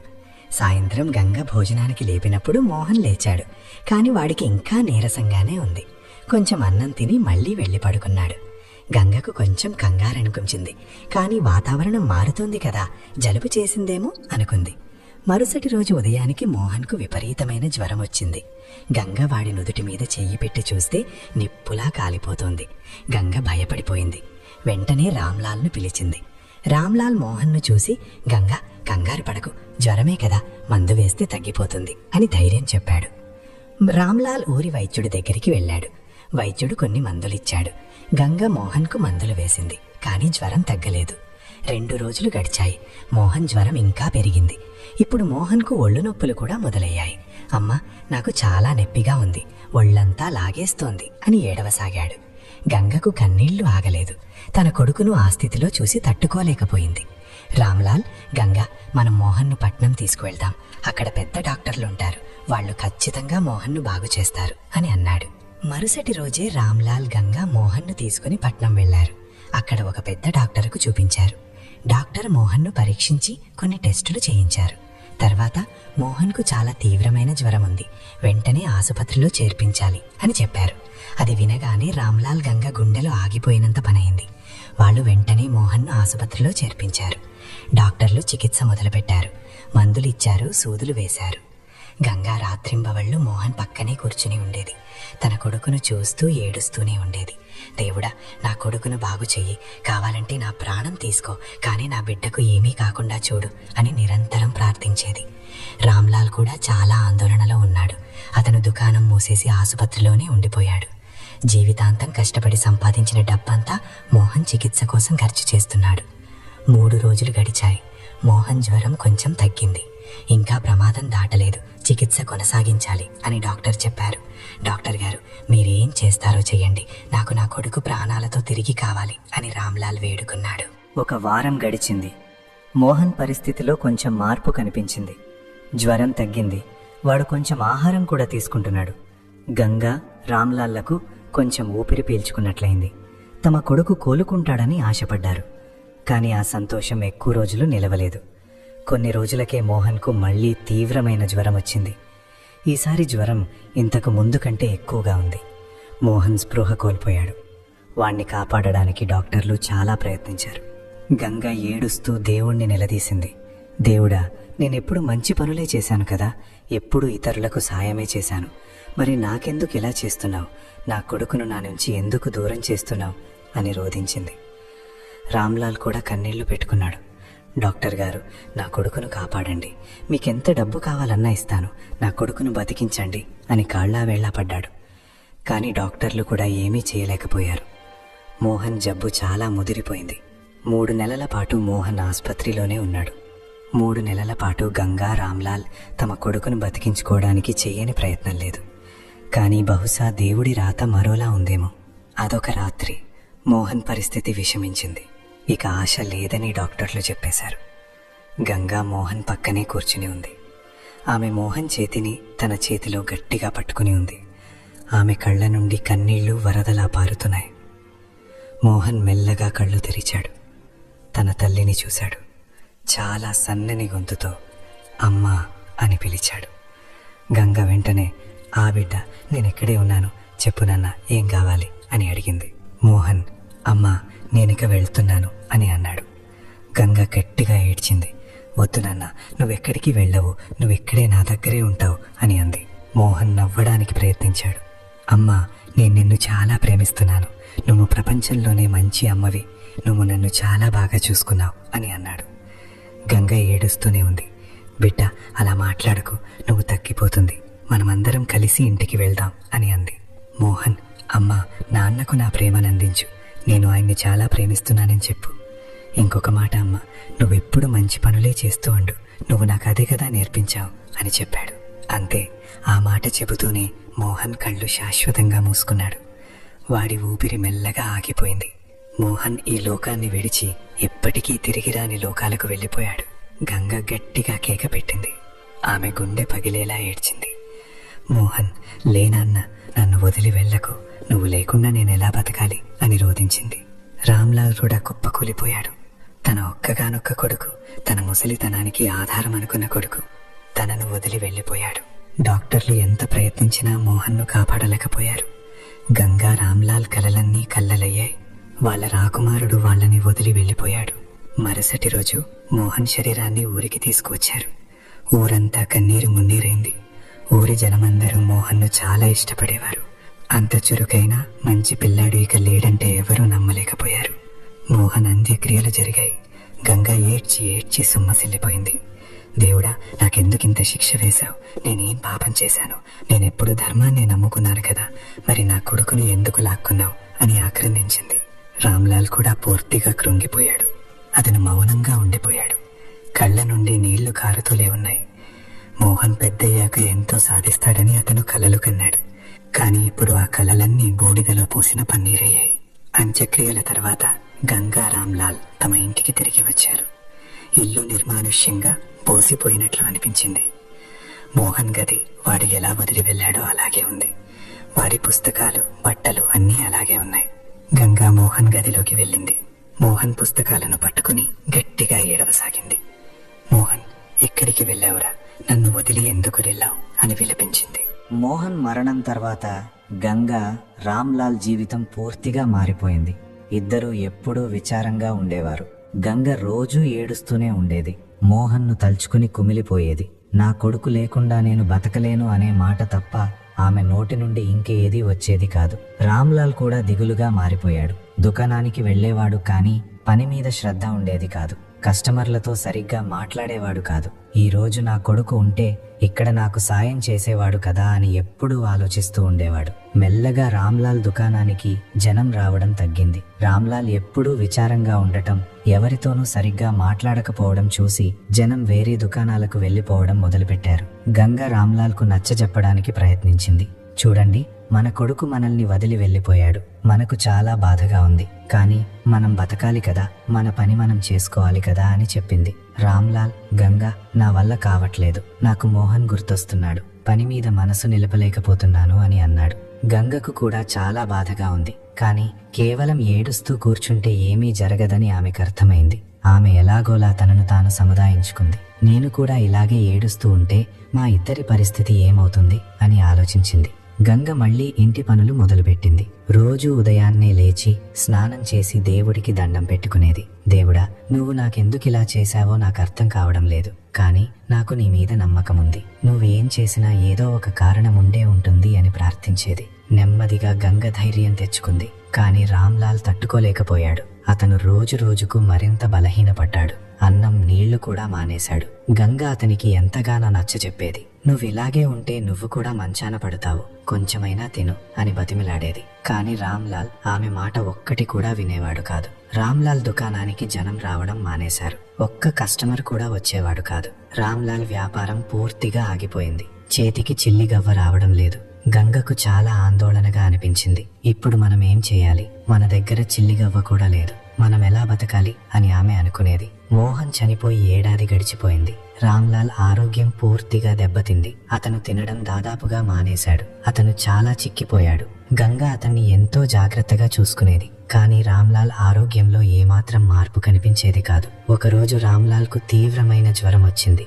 గంగ భయపడిపోయింది. ఆమెకు మోహన్ జబ్బు గుర్తుకొచ్చింది. రామ్లాల్కు కూడా అలాగే జరగకూడదని ఆమె కోరుకుంది. ఆమె వెంటనే ఊరి వైద్యుణ్ణి పిలిపించింది. వైద్యుడు, రామ్లాల్ చాలా నీరసంగా ఉన్నాడు. సరిగ్గా తినకపోవడం వల్ల శరీరం బాగా బలహీనపడింది. అందుకే జ్వరం వచ్చింది అని చెప్పాడు. గంగ రామ్లాల్కు చాలా చికిత్స చేయించింది. కానీ ఇప్పుడు ఆమె దగ్గర డబ్బులు లేవు. మోహన్ చికిత్సలోనే ఉన్న డబ్బంతా ఖర్చయిపోయింది. ఇప్పుడు దుకాణం కూడా నడవడం లేదు. గంగ తనకున్న కొద్దిపాటి నగలు అమ్మి ఆ డబ్బుతో రామ్లాల్కు మందులు కొనిచ్చింది. కానీ రామ్లాల్ ఆరోగ్యం ఏమాత్రం కుదుటపడలేదు. రోజు రోజుకు అతని పరిస్థితి విషమిస్తోంది. ఒకరోజు రామ్లాల్ గంగను తన దగ్గరకు పిలిచాడు. గంగ, ఇక నేను వెళ్తున్నాను. నేను నా కొడుకు దగ్గరకు వెళ్తున్నాను అని అన్నాడు. గంగ గట్టిగా ఏడ్చింది. లేదు, అలా అనకు. నువ్వు కోలుకుంటావు. నాకు నీ తోడు కావాలి అని అంది. రామ్లాల్ నవ్వుతూ, గంగ, నువ్వు చాలా ధైర్యవంతురాలివి. నువ్వు ఒంటరిగా కూడా బతకగలవు. నిన్ను ఇలా వదిలి వెళ్తున్నందుకు నన్ను క్షమించు. కానీ నేనిక బతకలేను. నాకు నా కొడుకు చాలా గుర్తొస్తున్నాడు అన్నాడు. గంగ రామ్లాల్ చేతిని గట్టిగా పట్టుకుంది. ఆమె ఏడుస్తూనే ఉంది. నన్ను వదిలి వెళ్ళకు. నువ్వు లేకుండా నేనెలా బతకాలి అని అడిగింది. రామ్లాల్, గంగ, నువ్వు ఎప్పుడూ మంచి పనులే చేస్తూ ఉండు. నువ్వు చాలా మంచి మనిషివి. దేవుడు నీకు ఖచ్చితంగా తోడుగా ఉంటాడు అని చెప్పాడు. కొన్ని రోజుల తర్వాత రామ్లాల్ కూడా కన్ను మూశాడు. గంగ మళ్లీ ఒంటరిదైపోయింది. మొదట తన కొడుకు వెళ్ళిపోయాడు. ఇప్పుడు భర్త కూడా వెళ్ళిపోయాడు. ఈ ప్రపంచంలో గంగకు ఇక తన అనేవాళ్లు ఎవరూ లేరు. రామ్లాల్ అంత్యక్రియల తర్వాత గంగ పూర్తిగా కుంగిపోయింది. ఆమె ఎప్పుడూ ఏడుస్తూనే ఉండేది. దేవుడా, నా నుంచి సర్వస్వం లాగేసుకున్నావు. నా కొడుకును తీసుకున్నావు, నా భర్తను తీసుకున్నావు. ఇప్పుడు నా దగ్గర ఏమీ మిగలలేదు అని విలపించేది. గంగను చూసి ఊరి వాళ్ళు చాలా బాధపడేవారు. వాళ్ళు ఆమెకు సహాయం చేయాలనుకునేవారు. కొందరు ఆమెకు అన్నం పెట్టేవారు, మరికొందరు డబ్బులివ్వడానికి ప్రయత్నించేవారు. కానీ గంగ ఎవరి దగ్గర ఏమీ తీసుకునేది కాదు. నాకు ఎవరి సహాయం వద్దు అని చెప్పేది. కొన్ని రోజులు గడిచాయి. గంగ ఇంట్లో ఒంటరిగా ఉంటూ ఏడుస్తూనే ఉండేది. తిండి తిప్పలు కూడా మానేసింది. ఆమె రోజురోజుకు కృషించిపోతోంది. ఒకరోజు కమలి అనే ఒక ముసలమ్మ గంగ దగ్గరకు వచ్చింది. కమలి చాలా తెలివైనది మరియు గంగ అంటే ఆమెకు చాలా అభిమానం. కమలి గంగతో, బిడ్డ, నువ్వు ఇంకెంతకాలం ఇలా ఏడుస్తూ కూర్చుంటావు? నీకు చాలా పెద్ద కష్టం వచ్చిందని నాకు తెలుసు. కానీ ఏడిస్తే పోయిన వాళ్ళు తిరిగి రారు కదా, నీ భర్త కొడుకు తిరిగి రారు కదా అని అంది. గంగ ఏడుస్తూ, కమలమ్మ, నేనేం చేయాలి? నా దగ్గర ఇప్పుడు ఏముంది? నా కుటుంబం అంతా పోయింది. నేను ఎవరి కోసం బతకాలి అని అడిగింది. కమలి గంగను దగ్గరకు తీసుకుంది. బిడ్డ, నువ్వింకా చాలా చేయగలవు. నువ్వు ఇతరులకు సహాయం చేయగలవు. నువ్వెప్పుడూ మంచి పనులే చేసావు కదా, ఇప్పుడు కూడా అదే చెయ్యి. నువ్వు నీ జీవితాన్ని సార్థకం చేసుకోవాలని నీ భర్త కొడుకు కూడా కోరుకుంటారు అని చెప్పింది. కమలి చెప్పిన మాటలు గంగకు అర్థమయ్యాయి. నిజమే, కమలమ్మ చెప్పింది నిజం. నేనిలా కూర్చుని ఏడుస్తూ ఉండలేను. నేను నా జీవితాన్ని గడపాలి. నేను ఇతరులకు సహాయం చేయాలి అని అనుకుంది. ఆ రోజు నుంచి గంగ మళ్ళీ మామూలు మనిషి అవ్వడానికి ప్రయత్నించింది. రోజు ఉదయాన్నే లేవడం మొదలుపెట్టింది. గుడికి వెళ్లడం అలవాటు చేసుకుంది. అక్కడ శుభ్రం చేసేది. మెల్లగా గంగా తన పాత పనులను మళ్లీ మొదలుపెట్టింది. పేదలకు సహాయం చేసేది. జబ్బు పడిన వాళ్లకు సేవ చేసేది. కానీ ఇప్పుడు గంగ పరిస్థితి చాలా మారిపోయింది. రామ్లాల్ చనిపోయిన తర్వాత వాళ్ల దుకాణం మూతపడింది. దుకాణం మీద కొంచెం అప్పు ఉంది. అందుకే దాన్ని అమ్మేయాల్సి వచ్చింది. ఇంట్లోని సామాన్లు కూడా చాలా వరకు అమ్మేయాల్సి వచ్చింది. మోహన్, రామ్లాల్ చికిత్సలకే ఉన్న డబ్బంతా అయిపోయింది. ఇప్పుడు గంగ దగ్గర మిగిలింది ఒక చిన్న పాత గుడిసె మాత్రమే. దాని కప్పులో చాలా చోట్ల రంధ్రాలున్నాయి. వర్షం వస్తే నీళ్లు కారుతూ ఉంటాయి. కట్టుకోవడానికి 2 చిరిగిపోయిన చీరలు మాత్రమే ఉన్నాయి. తినడానికి కూడా చాలాసార్లు ఏమీ ఉండేది కాదు. ఊరి జనం ఇప్పుడు గంగను గౌరవంగా గంగాబాయి అని పిలవడం మొదలుపెట్టారు. గంగాబాయి చాలా పేదది, కానీ ఆమె మనసు చాలా పెద్దది. ఆమె గుండెలో ఇతరుల పట్ల ఎంతో ప్రేమ, జాలి ఉన్నాయి. ఊరి వాళ్ళు గంగాబాయికి సహాయం చేసేవారు. ఎవరైనా ఆమెకు రొట్టెలిచ్చేవారు, ఇంకొకరు కూరగాయలిచ్చేవారు, ఎవరైనా పాత బట్టలిచ్చేవారు. గంగాబాయి అందరికీ కృతజ్ఞతలు చెప్పేది. కానీ తన దగ్గర 2 రొట్టెలుంటే అందులో ఒక రొట్టెను ఇంకో పేదవాడికి ఇచ్చేది. కొంతమంది గంగాబాయిని చూసి ఆశ్చర్యపోయేవారు. ఈవిడేంటి ఇలా ఉంది? తనకే తినడానికి లేదు, అయినా ఇతరులకు పంచిపెడుతోంది అని అనుకునేవారు. కొందరైతే ఆమెకు పిచ్చి అని కూడా అనేవారు. కానీ గంగాబాయి అవేవి పట్టించుకునేది కాదు. దేవుడు తన కుటుంబాన్ని తీసుకున్నా తనకు ఈ జీవితాన్ని ఇచ్చాడని గంగాబాయి నమ్మేది. అందుకే ఈ జీవితాన్ని ఇతరుల సేవలో గడపాలని నిర్ణయించుకుంది. నా కొడుకు, భర్త వెళ్ళిపోయారు, కానీ వాళ్ళు నాకు మంచి విషయాలు నేర్పించారు. ఇతరులకు సహాయం చేయాలని మోహన్ నాకు నేర్పించాడు. ఇప్పుడు నేను వాడి కోరికను నెరవేరుస్తాను అని చెప్పేది. గంగాబాయి రోజు ఉదయాన్నే లేచి గుడికి వెళ్లేది. అక్కడ శుభ్రం చేసి దేవుడికి పూలు పెట్టేది. తర్వాత ఊర్లో తిరిగేది. ఎవరికైనా సహాయం కావాలంటే చేసేది. ఎవరైనా జబ్బు పడితే వాళ్లను చూసుకునేది. ఎవరైనా ముసలివాళ్లు ఒంటరిగా ఉంటే వాళ్ల దగ్గర కూర్చుని కబుర్లు చెప్పేది. గంగాబాయి ఇప్పుడు ఈ ప్రపంచంలో పూర్తిగా ఒంటరి. భర్త లేడు, కొడుకు లేడు, డబ్బు లేదు, ఆస్తి లేదు. కానీ ఆమె దగ్గర ఒక చాలా విలువైందుంది. అదే నమ్మకం. దేవుడి మీద అచంచలమైన నమ్మకం, మంచి పనుల మీద గట్టి నమ్మకం. జీవితాన్ని చూసే గంగాబాయి దృష్టికోణం పూర్తిగా మారిపోయింది. కేవలం దేవుడు పేరు జపించటం లేదా పూజలు చేయడం మాత్రమే ముఖ్యం కాదని ఆమె నమ్మేది. అన్నిటికంటే ముఖ్యం మంచి పనులు చేయడం. ఎవరైనా రోజుకు 100 సార్లు దేవుడి పేరు తలుచుకుని ఒక పేదవాడికి సహాయం చెయ్యకపోతే, ఆకలితో ఉన్నవాడికి అన్నం పెట్టకపోతే ఆ దేవుడి పేరు తలుచుకుని ఏం లాభం అని ఆమె ప్రజలతో అనేది. దేవుడు మన గుండెల్లో ఉంటాడు. ఆయన మన ప్రతి పనిని చూస్తుంటాడు. మనం మంచి పనులు చేస్తే దేవుడు సంతోషిస్తాడు. మనం చెడ్డ పనులు చేస్తే మనం ఎంత పూజ చేసినా ప్రయోజనం ఉండదు అని గంగాబాయి చెప్పేది. ఊరిలో కొందరు గంగాబాయి మాటలతో ఏకీభవించేవారు కాదు. దేవుడు పేరు తలుచుకోవడం, గుడికి వెళ్లడం, పూజలు చేయడం చాలా ముఖ్యమని వాళ్ళు అనేవారు. కానీ గంగాబాయి, అవన్నీ మనం మంచి పనులు చేసినప్పుడే ముఖ్యం.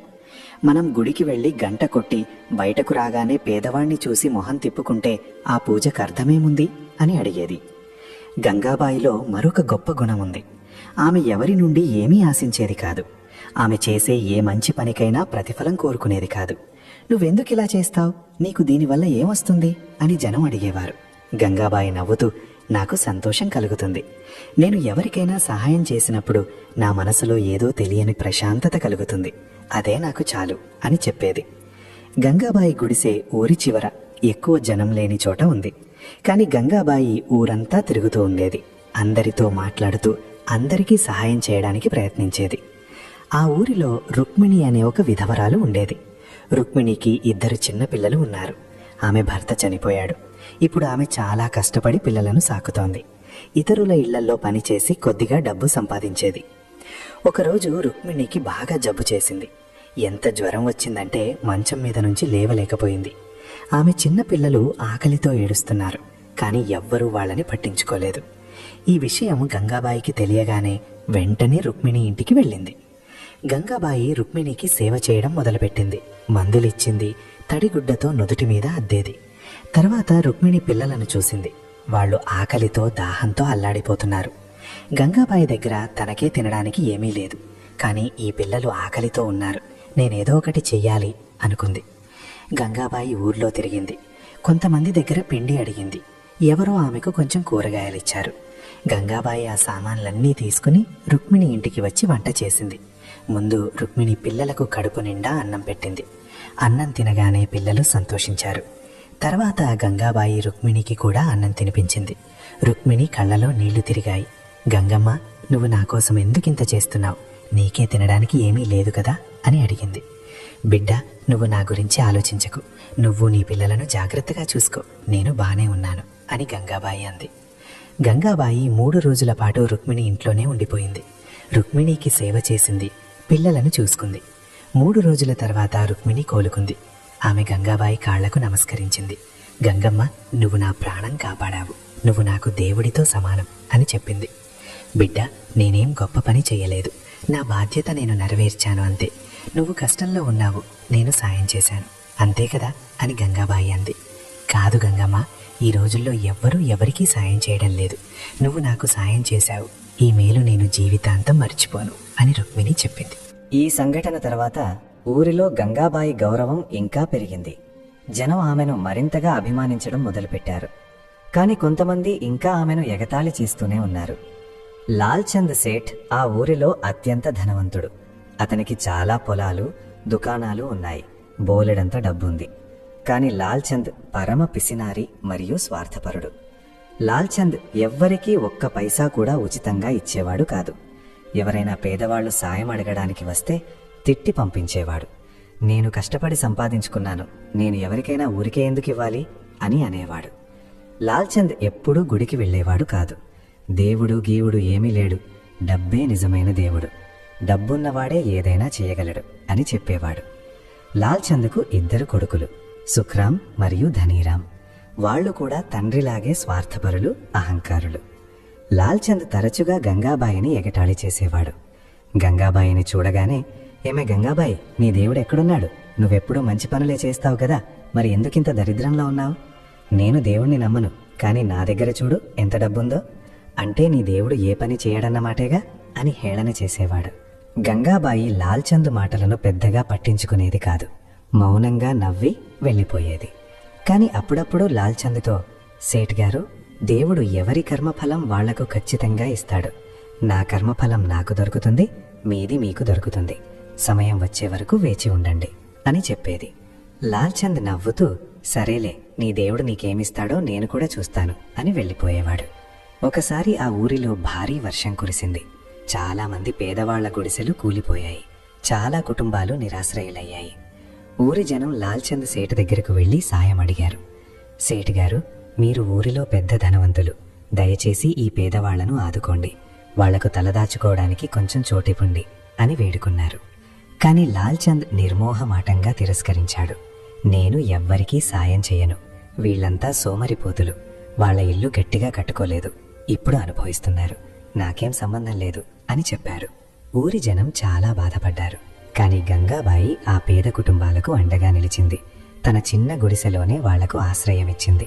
వాళ్లకు తిండి పెట్టి చూసుకుంది. గంగాబాయికే ఉండటానికి చోటు లేదు. అయినా సరే ఆమె ఆ నిరాశ్రయులైన కుటుంబాలకు చోటిచ్చింది.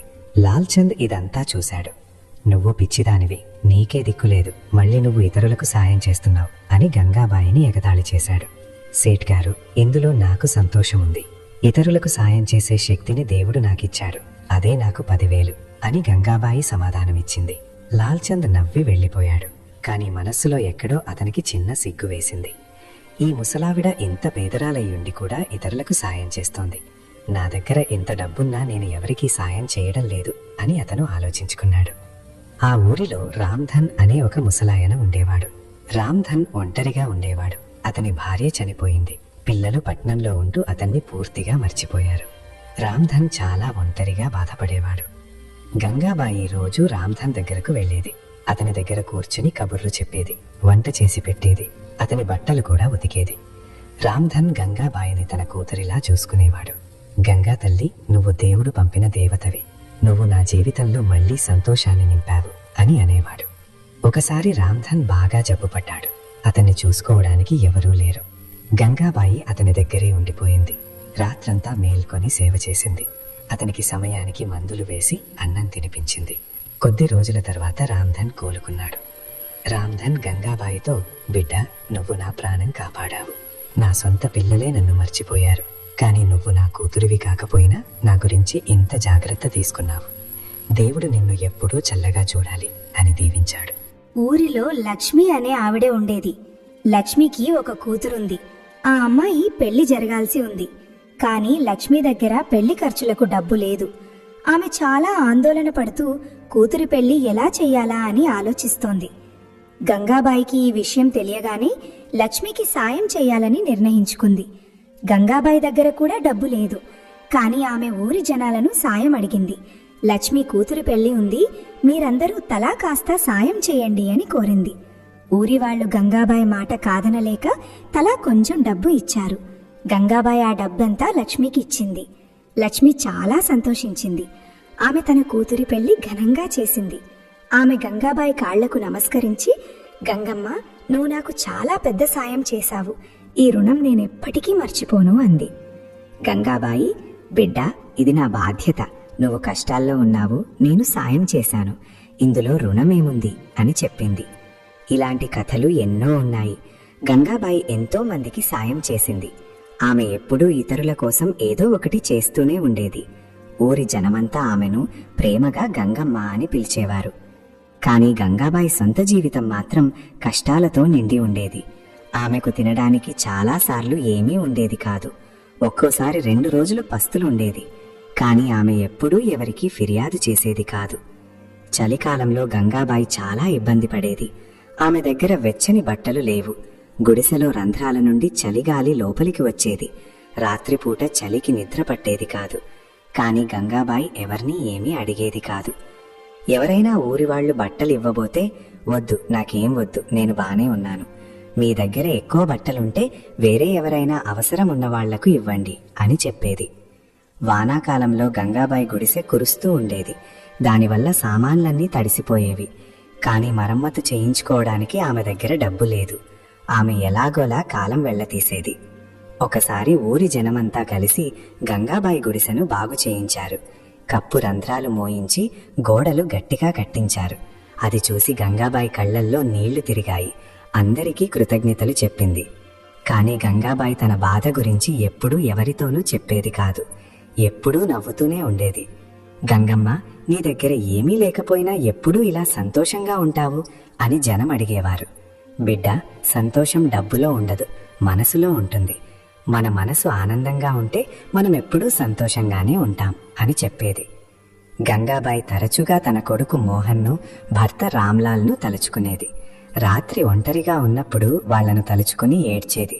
కాని ఉదయం లేవగానే మళ్లీ నవ్వుతూ కనిపించేది. ఏడిస్తే లాభం లేదు, వాళ్లను సంతోషపెట్టాలంటే ఒకటే మార్గం, మంచి పనులు చేస్తూ ఉండటమే అని ఆమె నమ్మేది. గంగాబాయికి దేవుడి మీద పూర్తి నమ్మకం ఉండేది. కాని ఆమె భక్తి మిగతా వారిలా ఉండేది కాదు. ఆమె రోజూ గుడికి వెళ్లేది. కాని గంటలు కొట్టి హడావిడి చేసేది కాదు. మౌనంగా ఒక మూల కూర్చుని దేవుడితో మనసులోనే మాట్లాడుకునేది. దేవుడు మన స్నేహితుడు, మనం ఆయనతో మాట్లాడొచ్చు. ఆయనకు భయపడాల్సిన పని లేదు. మనం మంచి పనులు చేస్తే చాలు, మిగతావన్నీ ఆయనే చూసుకుంటాడు అని గంగాబాయి చెప్పేది. గంగాబాయి దేవుడిని తన కోసమేమీ అడిగేది కాదు. జనం గుడికి వెళ్ళి డబ్బు, ఉద్యోగం, పిల్లలు పాస్ అవ్వాలని కోరుకుంటారు.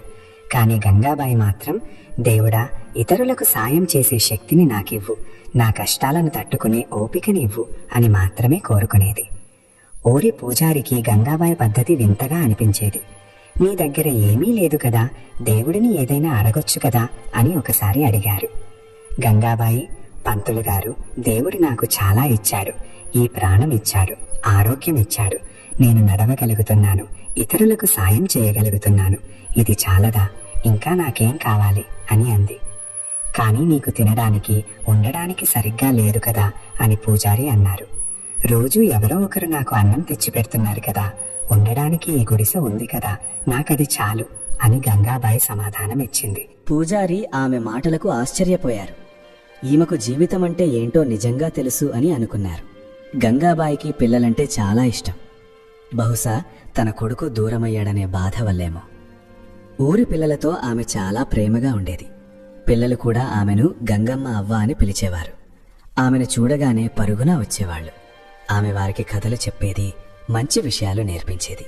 పిల్లలు, ఎప్పుడూ నిజమే చెప్పాలి, అబద్ధం ఆడకూడదు. అబద్ధం చెప్పేవాళ్లంటే దేవుడికి ఇష్టం ఉండదు అని చెప్పేది. పిల్లలు ఆమె మాట శ్రద్ధగా వినేవాళ్లు. పెద్దలను గౌరవించాలని, తల్లిదండ్రుల మాట వినాలని, గురువులను పూజించాలని, పేదలకు సాయం చేయాలని గంగాబాయి పిల్లలకు నేర్పించేది. పిల్లలు ఆమె దగ్గర ఎన్నో మంచి విషయాలు నేర్చుకునేవారు. ఒకసారి ఊరి పిల్లలు ఒక పేద పిల్లవాణ్ణి ఏడ్పిస్తున్నారు. వాడు చిరిగిన బట్టలు వేసుకున్నాడని ఎగతాళి చేస్తున్నారు. గంగాబాయి అది చూసి పిల్లలను పిలిచి నచ్చచెప్పింది. ఇది తప్పు కదా, పేదవాడైతే మాత్రం మనిషి కాదా?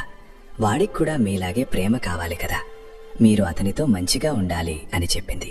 పిల్లలకు తమ తప్పు తెలిసింది. వాళ్ళు ఆ అబ్బాయికి క్షమాపణ చెప్పారు. అప్పటినుండి అందరూ స్నేహితులయ్యారు. గంగాబాయికి అది చూసి చాలా సంతోషం వేసింది. గంగాబాయి అప్పుడప్పుడు పిల్లలకు తన కొడుకు మోహన్ కథలు చెప్పేది. నా కొడుకు చాలా మంచివాడు, చదువులో చురుకైనవాడు, అందరికీ సాయం చేసేవాడు, మీరు కూడా మోహన్లా తయారవ్వాలి అని చెప్పేది. పిల్లలు ఆమె మాటలు విని మోహన్ గురించి ఆలోచించేవారు. తాము కూడా మోహన్లా అవ్వాలని అనుకునేవారు. ఇలాగే కాలం గడిచిపోయింది. గంగాబాయి వయస్సు 60 ఏళ్లు దాటింది. జుట్టు పూర్తిగా తెల్లబడింది, నడుము వంగిపోయింది, ముఖం మీద ముడతలొచ్చాయి. కాని ఆమె నవ్వు మాత్రం ఇంకా అలాగే స్వచ్ఛంగా ఉంది. గంగాబాయి ఇంకా ఇతరులకు సేవ చేస్తూనే ఉంది. నడవడానికి ఇబ్బందిగా ఉన్నా ఇంకా రోజూ గుడికి వెళ్తూ ఊరిలో తిరుగుతూ సాయం చేసేది. ఊరిలోని యువకులు ఇప్పుడు గంగాబాయికి సాయం చేయడం మొదలుపెట్టారు. ఆమెకు నీళ్లు తెచ్చి ఇచ్చేవారు, కట్టెలు తెచ్చేవారు, గుడిసె శుభ్రం చేసేవారు. గంగాబాయి వాళ్లను నిండు మనసుతో దీవించేది. గంగాబాయి పేరు ఇప్పుడు చుట్టుపక్కల ప్రాంతాలకు కూడా పాకింది. పక్క ఊర్ల జనం ఆమె గురించి తెలుసుకున్నారు. దూరం నుంచి జనం ఆమెను కలవడానికి వచ్చేవారు, సలహాలు అడిగేవారు, కష్టాలు చెప్పుకునేవారు. గంగాబాయి అందరికీ ప్రేమగా సలహాలిచ్చేది. ఒకసారి భర్త వదిలేసిన ఒక ఆమె వచ్చి, నేను చాలా దుఃఖంలో ఉన్నాను, ఏం చెయ్యాలి అని గంగాబాయిని అడిగింది. గంగాబాయి, బిడ్డ, జీవితంలో సుఖదుఖాలు వస్తూ పోతూ ఉంటాయి, కానీ మనం ఓడిపోకూడదు. ధైర్యం తెచ్చుకో, నీ కాళ్ల మీద నువ్వు నిలబడు, ఏదైనా పని చేసుకో. అన్నిటికంటే ముఖ్యం మంచి పనులు చెయ్యి, ఇతరులకు సాయం చెయ్యి, అదే నీకు నిజమైన సంతోషాన్ని ఇస్తుంది అని చెప్పింది.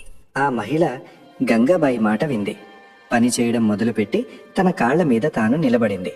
కొన్నేళ్ల తర్వాత వచ్చి, గంగమ్మ, నీ మాట నా బతుకు మార్చింది, ఇప్పుడు నేను సంతోషంగా ఉన్నాను అంది. బిడ్డ, అది నీ కష్టానికి ఫలితం, నేను దారి చూపించాను అంతే అని గంగాబాయి నవ్వింది. ఒకరోజు ఆ ఊరికి స్వామి విశుద్ధానంద అనే గొప్ప సాధువు వచ్చారు. ఆయనను చూడటానికి ఊరంతా కదిలి వచ్చింది. ధనవంతులు, లాల్చంద్ సేట్ లాంటి వాళ్లు బంగారు పళ్ళాల్లో పలహారాలు తీసుకుని వరుసలో నిలబడ్డారు. గంగాబాయి దగ్గర మాత్రం ఇవ్వడానికి ఒక ఎండిపోయిన రొట్టె, లోటా నీళ్లు తప్ప ఏమీ లేవు. జనం నవ్వుతారని కూడా పట్టించుకోకుండా ఆమె భక్తితో ఆ రొట్టెను స్వామి ముందు పెట్టింది. అందరూ ఆశ్చర్యపోయేలా స్వామి ఆ ఎండిన రొట్టెని అమృతంలా స్వీకరించారు. ఇందులో ఉన్న త్యాగం, ప్రేమ ఆ ధనవంతుల పలహారాల్లో లేవు అని చెప్పారు. గంగాబాయి కష్టాలు, ఆమె నిస్వార్థ సేవాగుణం గురించి తెలుసుకున్న స్వామి నిండు సభలో గంగాబాయి కాళ్లకు నమస్కరించారు. అడవిలో తపస్సు చేసేవాడు కాదు, సర్వస్వం కోల్పోయినా ఇతరుల కన్నీళ్లు తుడిచేవాడే నిజమైన సాధువు అని ప్రకటించారు. కాలం గడుస్తోంది. ఒక చలి ఉదయం తన అంత్యం దగ్గర పడిందని గంగాబాయికి అనిపించింది. ఊరి జనాన్ని, పిల్లలను దగ్గరకు పిలిచింది. చివరి శ్వాస తీసుకుంటూ జీవితానికి సంబంధించిన అతిపెద్ద సూత్రం చెప్పింది. ఎప్పుడైనా మీ కష్టం పెద్దదిగా అనిపిస్తే మీకంటే ఎక్కువ కష్టాల్లో ఉన్నవారికి సహాయం చేయండి. అప్పుడు మీ బాధ దానంతటా అదే తగ్గిపోతుంది అని చెప్పింది. చివరికి తన కుటుంబం తనను పిలుస్తున్నట్లుగా కళ్ళలో ఒక అద్భుతమైన మెరుపుతో నవ్వుతూ గంగాబాయికి లోకాన్ని విడిచిపెట్టింది. ఆమె మరణానికి బండరాయి లాంటి లాల్చంద్ కూడా ఏడ్చాడు. ఊరంతా విషాదంలో మునిగిపోయింది. గంగాబాయి కథ మనకు ఏం చెబుతుందంటే, జీవితం అంటే కేవలం మన కోసం బతకడం కాదు, ఇతరులకు ఉపయోగపడటం. చిన్నప్పుడే తల్లిని కోల్పోవడం, సవతి తల్లి ఆరళ్ళు, తర్వాత భర్త, కొడుకు మరణం, ఇలా ఇన్ని కష్టాలను ఆమె తన బలహీనతగా మార్చుకోలేదు. వాటిని ఇతరులకు సేవ చేసే శక్తిగా మార్చుకుంది. తీసుకోవడంలో కాదు, ఇవ్వడంలోనే నిజమైన సంతోషం, శాంతి ఉంటాయని ఆమె నిరూపించింది. పూజల కంటే కర్మ, దయ గొప్పవి. డబ్బు, అందం, అధికారం శాశ్వతం కాదు. కానీ మనిషి చేసే మంచి పనులు, త్యాగం వాళ్లను అమరులను చేస్తాయి. అందుకే గంగాబాయి వెళ్ళిపోయిన ఆమె మంచితనం, నిస్వార్థ సేవ ఆ ఊరిలో ఎప్పటికీ నిలిచిపోయాయి. ఆ ఊరిలో ఇక ఎవరూ ఆకలితో నిస్సహాయంగా ఉండకూడదని ఊరి జనమంతా ప్రతిజ్ఞ పూనారు.